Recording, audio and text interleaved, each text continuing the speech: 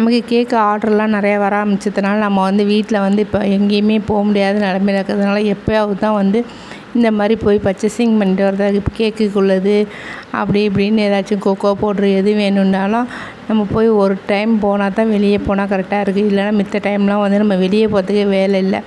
அதனால சொல்லிட்டு தான் நான் வந்து இன்றைக்கி வந்து சூப்பர் மார்க்கெட்டு போயிருந்தேன். சூப்பர் மார்க்கெட்டில் போய் நம்ம விப்பிங் க்ரீமு எல்லாமே வாங்கிட்டு வந்துடுவோம். கேக்குக்குள்ளது, அதுக்கப்புறம் வந்து நம்ம ப்ரௌனிக்குள்ளது எல்லாத்தையும் வாங்கிட்டு வந்துடுவோம் அப்படின்னு சொல்லிட்டு இன்றைக்கி கொஞ்சம் போய் பார்த்தேன்.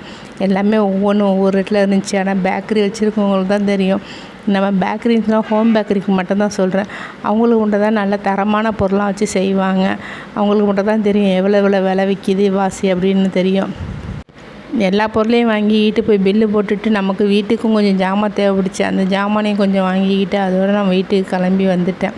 வீட்டுக்கு கிளம்பி வந்து காலையில் ஆக்கின சாதம் இருந்துச்சு பசங்களுக்கு. அதோடு நான் வந்து மாம்பழம் போட்டு இந்த மாதிரி பால் ஊற்றி சாப்பிட்டா ரொம்ப பிடிக்கும். யாருக்கெல்லாம் மாம்பழம் போட்டு பால் ஊற்றி சாப்பிட பிடிக்கும்னு சொல்லுங்கள். நம்ம சேனல் பிடிச்சிருந்தா லைக் பண்ணி சப்ஸ்கிரைப் பண்ணிக்கோங்க. Next video சந்திப்போங்க. ஓகே ஃப்ரெண்ட்ஸ்க்கு பாய்.